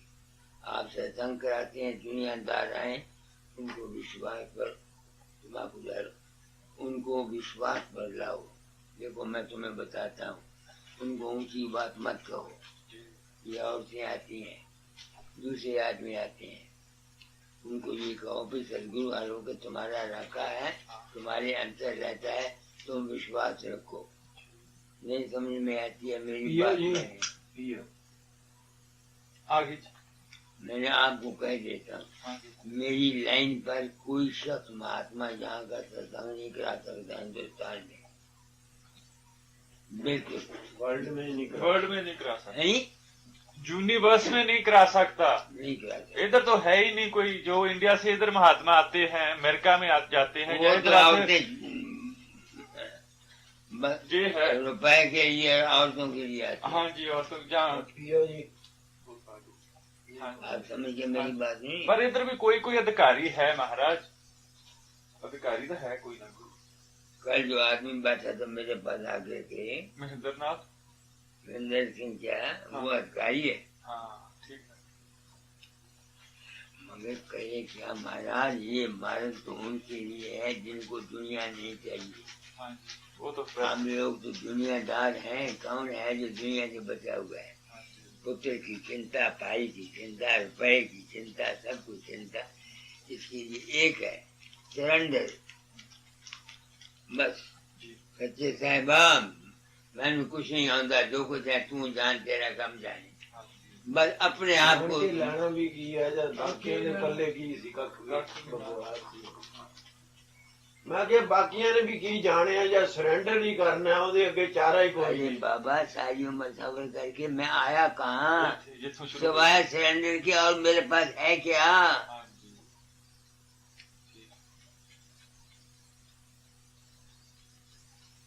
बस मेरे गुण ऐसे हैं, ये मुझे यश और मुझे नाम मिलना है, मेरे कर्म है पीछे।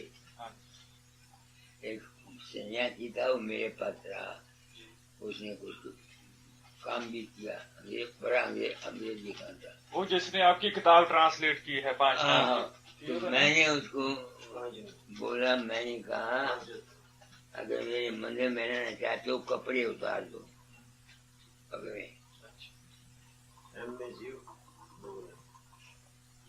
पगड़े कपड़े उतार दो तो रहो, वरना नहीं। चलो मैं पगड़े कपड़े वाले हमारे आसमान दे नहीं बहुत साडी लाइफ इतना बीती है। मैंने कहा औरतें हैं बेवकूफ, ये पगड़े कपड़े वाले को देख के उनके पीछे दौड़ती है, नहीं समझ में आती है। अच्छा उसकी आदत आई, मैंने कहा बेवकूफ। अच्छा आज उसको जवाब दिया, तू आप तो नपुंसक है। हाँ। सन्यासी को बोल दिया, और तेरे में अपनी ताकत नहीं है, बीमार रहता है, और उसकी इतनी मुट्ठी है। अरे आपने ऐसे ही कहा? ठीक है।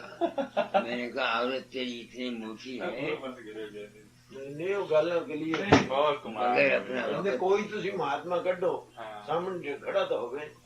ਚੈਲੰਜ ਕਿ ਦੇ ਕੇ ਆਇਆ ਅਮਰੀਕਾ 'ਚ, ਕਹਿੰਦੇ ਮਹਾਤਮਾ ਹਿੰਦੁਸਤਾਨ ਦੇ ਆਏ, ਕੋਈ ਮੇਰੇ ਕੋਲ ਲਿਆਓ, ਸਿਵਾਏ ਇਸਦੇ ਕਿ ਤੁਹਾਡੀਆਂ ਨੌਜਵਾਨ ਲੜਕੀਆਂ ਨੂੰ ਖਰਾਬ ਕਰਦੇ।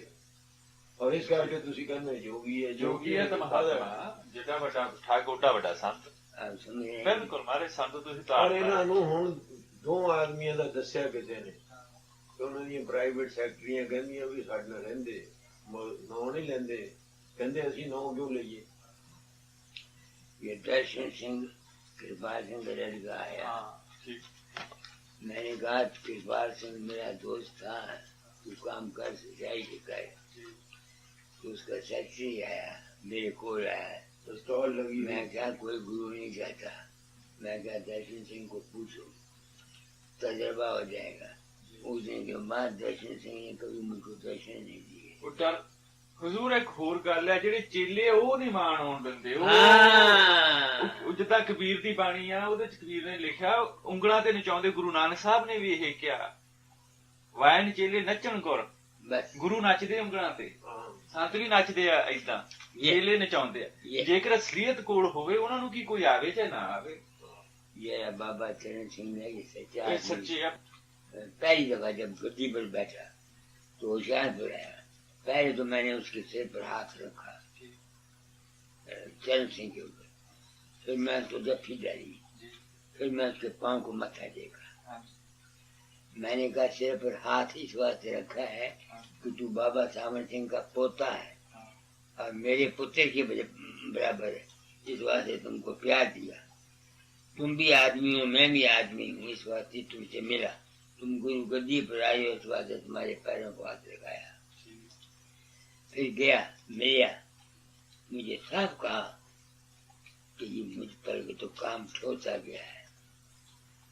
किताबें पढ़ के लोग लिख देते थे ऐसी सारी दुनिया वाला, तो ये उस पर सत्संग कराता था। अब ये समझदार हो गया। एक्सपीरियंस होगी समझदार है पढ़े लिखे हैं देखो याद रखो सरदार जी, गुरु इष्ट है। जिस तरह से औरत इष्ट है, तुम किसी दूसरी औरत को कुछ नहीं कह सकते, अपनी औरत की इष्ट है। औरत का इष्ट खावन है।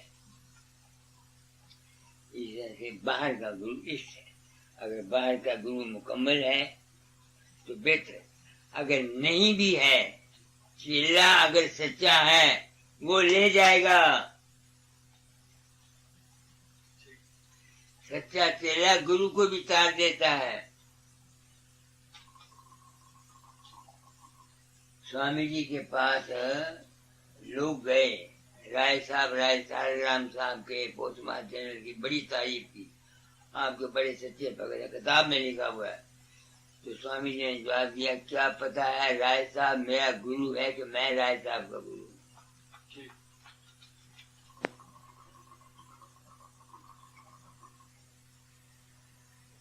अब आप समझे मेरी बात को। समझ गए किताबी इल्म छोड़ के सदाजी एक बात तुमको कहता हूँ, दूसरी बात ही मैं जानता। अपनी आत्मा में सच्चे बनो, और कीर्तन की परवाह न करो, किसी की परवाह न करो।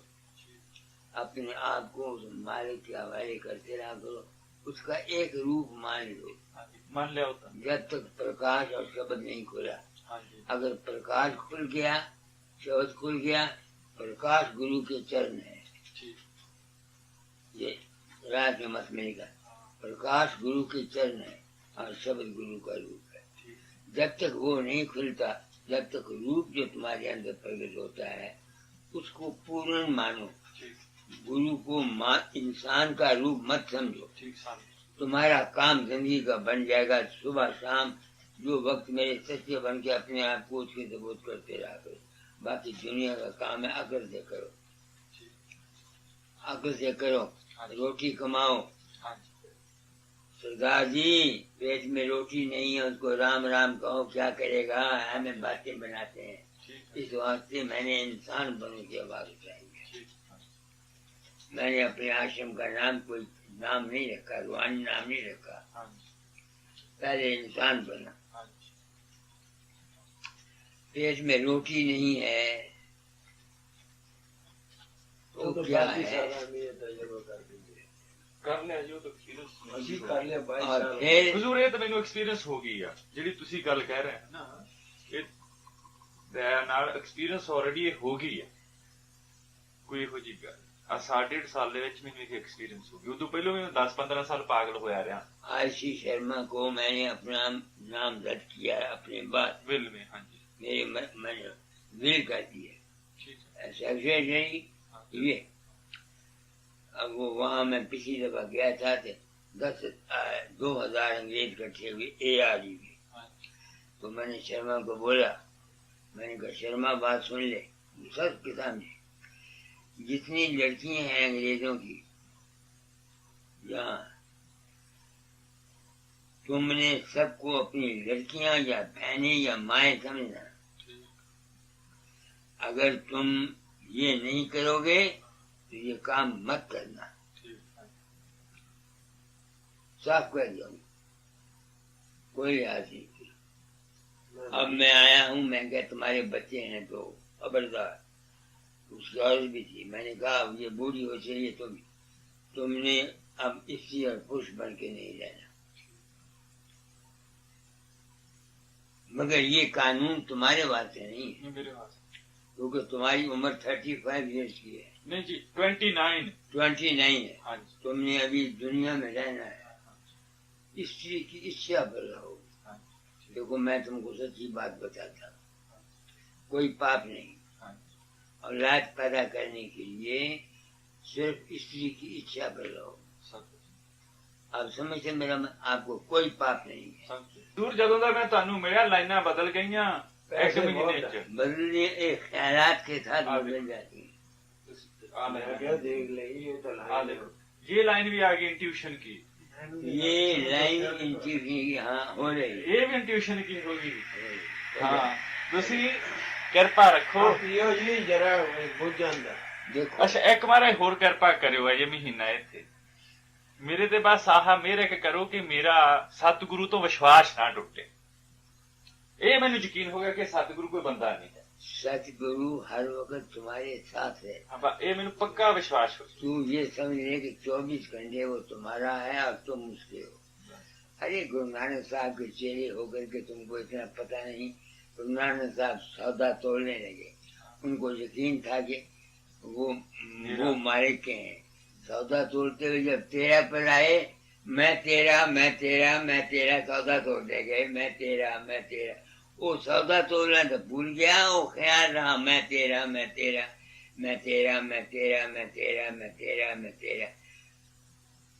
सौदा दे गए लोगों को शक पड़ा कि इसने लुटा दिया गुरु नानक साहब के सारा टेस्ट किया आगे हाँ जी तो सब पूरा निकला बड़ा विश्वास में बड़ी ताकत है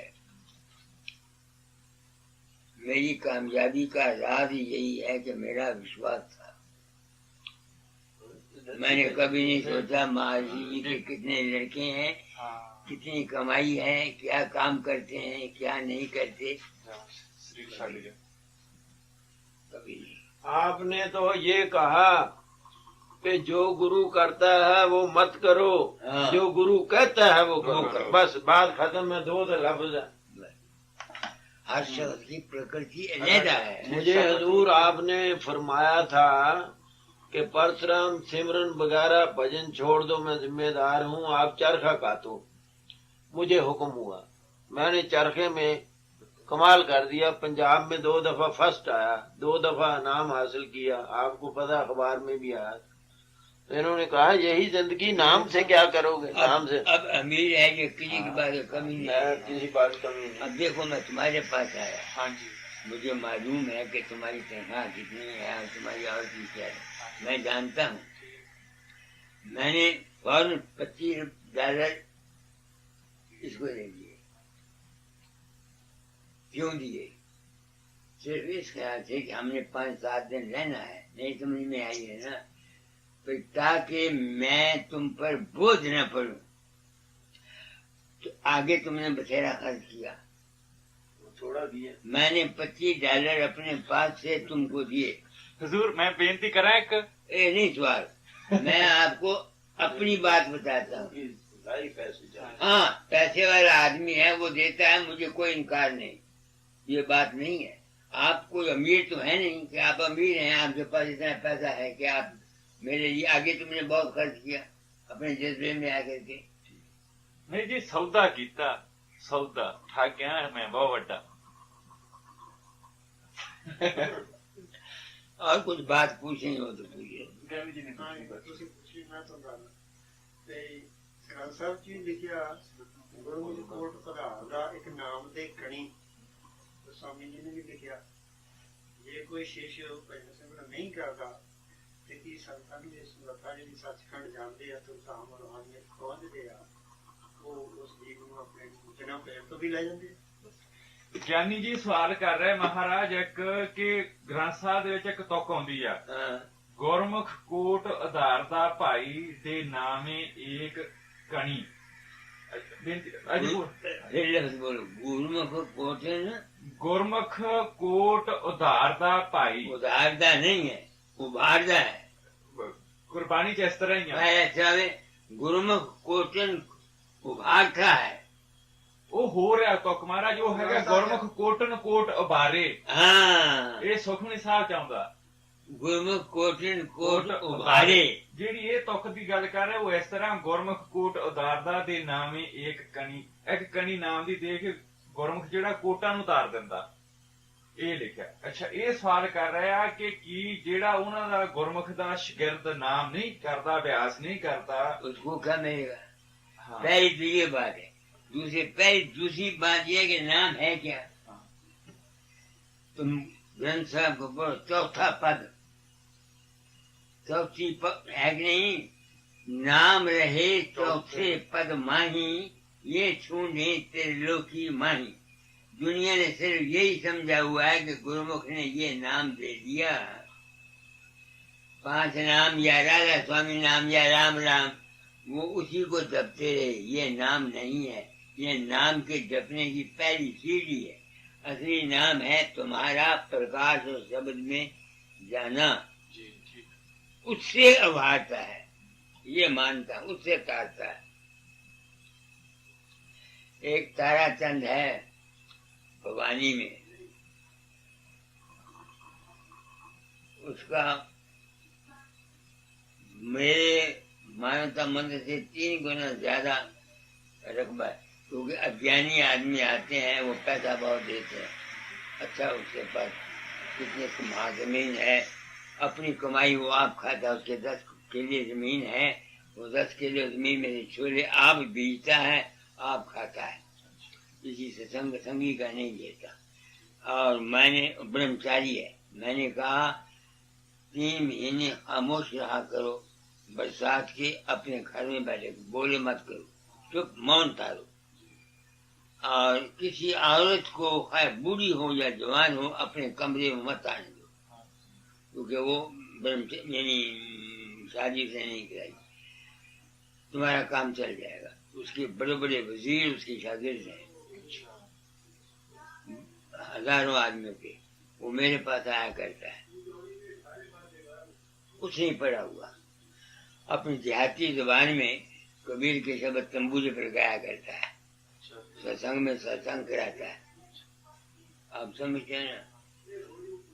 अब वो उसका पिछला कर्म था, उसने छोटी उम्र से इसको शौक था, तो उसको एक मेरा गुरु भाई था, उसने कहा था भाई मैं तो राधा स्वामी नाम तुमको दे देता हूँ, मगर अगर असली बात पूछो तो हमारे सबसे बड़ा भाई वकील चंद है, उसको मिलना। अच्छा, तो वो दिल्ली आया, मैंने सोचा कि अगर वकील चंद संत होगा तो मुझे अपनी जूस देगा। तुम्हारा और पापा ये नहीं चलिया। अच्छा जी, वो अवर तो भीड़ बहुत थी ज़ाहिर पर, बड़ी मुश्किल से वो अंदर आया, सादा कपड़े से, मुझे क्या पता कौन है, यूं बैठ गया। मैं चाय पीने लगा, मैंने रोरा उसके हवाले कर दिया, 2 घूंट लेके उसको दे, उसका विश्वास बैठ गया। उसने मुझसे कहा कि मैं ये काम करना चाहता हूँ परमार्थ का और नाम का। मैंने कहा ये शर्तें हैं कि अपनी रोजी आप कमा के खाओ, अपनी रोजी आप कमा के खाओ, किसी सत्संगी का पैसा तुमने नहीं लेना, किसी औरत के पास तुम की तरफ नहीं देखना, तेरा काम चल जाएगा। अब उसका काम मुझसे भी ज्यादा चला हुआ है, मेरे काम से 3 गुना काम ज्यादा है। अपनी कितने कमा, उसकी जमीन है, 2 कुएं खोदते हैं और जगह खारा पानी निकलता है वहाँ मीठा पानी निकलता है।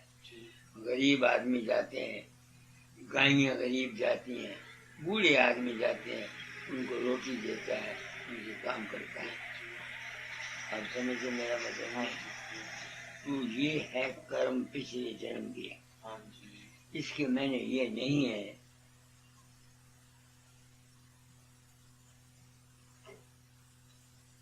कर्म है, मेरे ग्रह ऐसे हैं, मेरे ग्रह ऐसे हैं, ग्रह। एक जोशी ने मेरा टेवा देखा था, गिद्रबाई स्टेशन मानता मैं, वो जोशी का खन्ने का बड़ा भाया, वो आया, उसको कोई रेलवे में काम था, वो मैंने करा दिया। मैंने घर से रोटी मंगवा दो, रोटी खा ली। उसने कहा ये टेवा ले आओ अपना, मैं टेवा ले गया। वो टेवा आज का देखता रहा। उसने कहा और किसी को जोशी को पता नहीं था, मैंने लाखों ऋषियों मुनियों संतों के लिए आपके 8 ग्रहों का असर इस वक्त 9वें घर में है। 9वां कालम धर्म का होता है, बृहस्पति 10वें घर में है आपकी, पिछली उम्र में बैठी होकर 9वें घर में आ जाएगा। आपके 9वें घर पर 9 ग्रहों का असर होगा। आप कुछ ऐसा काम करेंगे जो आज दिन तक किसी ने किया नहीं। क्या काम करेंगे ये मुझे पता है। तो मैंने सिर्फ सच्चाई का चोला पहना, क्योंकि मेरी अंतर और बाहर सच्चाई है। अगर किसी को मैं कोई बात कह देता हूँ तो ये नहीं कि मैं करता हूँ, वो उसके कर्म में होती है और मेरे मुंह से निकल जाती है। बात सारी ये है, मैं कुछ नहीं करता, कोई भी नहीं करता जी, शुभ भावना देता हूँ बस। बाकी ये और गल कुछ अपनी नहीं अपनी मैं करता। प्रकृति है। दुखी मेरे पास आते हैं, मैं दाता से यही प्रार्थना करता हूँ, दाता तूने काम दिया था, मेरे तो बस में कुछ नहीं, अब मैं क्या करूँ, इसका भला हो। बस जो विश्वास करते हैं उनका भला हो जाता है। मैंने किसी को नाम नहीं दिया, चेला नहीं बनाया, 1000 आदमी मेरे पीछे बैठते हैं, मेरे शागिर्द नाम देते हैं। अच्छा, जो मेरे चेले हैं जैसे अपने, कृष्ण थे। वो नाम देते हैं लोगों को। उनको आपने मुकर्रर किया? उनको क्या तुम नाम दिया करो, मैं नहीं किसी को नाम देता, क्योंकि मैंने ये समझा है आनंदकारी को नाम देना एक माँ बाप है। वो उनके अपने कर्म है, वो करते हैं। पैसा उनको बोला खाओ या ना खाओ, खाते हो आप, मरोगे मेरा क्या जाएगा, मुझे क्या है। तो आपने ये काम कितने मनुष्यों को दिया? मैंने तो सिर्फ 1942 में 15-20 आदमी को नाम दिया। नहीं, उसके बाद मुकर्रर कितने आदमी को? 12 आदमी, 1000 आदमी फिरते हैं। मैं हैदराबाद जाता हूँ, कम से कम 8000 आदमी, 9000 आदमी इकट्ठा होता है। सारा से बसंत पर मैं जाता हूँ। हैदराबाद में शहर पर सत्संग होता है, कम से कम 6-7 हजार आदमी। और मेरे सत्संग में सिर्फ राधा स्वामी नहीं आते महाराज। नहीं हुजूर, जेड़े जिमें कृष्ण था है ना आपका शिकायत, मैंने सिर्फ मैं शिविर बनाया नहीं नहीं, ਤੁਹਾਡੇ ਤੋਂ ਉਹਨੇ फायदा बहुत उठाया सत्संग तो। उसने फायदा उठाया अपने ही विश्वास से। हाँ जी, मैं जानता हूँ, उसने मुझको लिखा कि मैंने एक साधु के नाम लिया था, कृष्ण ने मुझको लिखा। और कृष्ण, मैंने उस साधु की 10,000 रुपया सेवा की, उसका बना दिया, कुटिया बना ली देहरादून में। हमें कुछ नहीं मिला। तो जब 10 साल के बाद मैं उसके पास गया तो उसने कहा तुम और तुम्हारी बीवी सन्यासी हो जाओ। मेरी बीवी ने इनकार किया, समझे ना।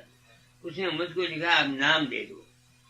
मैंने कहा मैं नाम किसी को नहीं देता, मेरे गुरु ने मुझको राय समय नाम दिया था, गुरु स्वरूप का ध्यान किया था, तुम जहां से मर्जी नाम ले। उसने मेरे रूप को, ये रोटी है बाबा जी, दाल है। बस रोटी का वक्त है। ਪਿਆਰ ਬੜਾ ਮੇਰੀ ਤੇ ਘਰ ਵਾਲੀ ਨੇ ਨਾ ਲੱਗੀ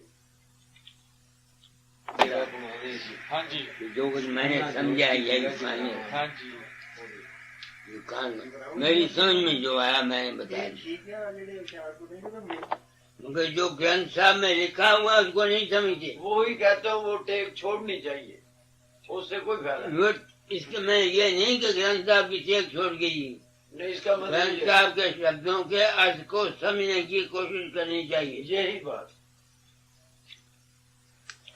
टेक के बगैर तो गुजारा नहीं है।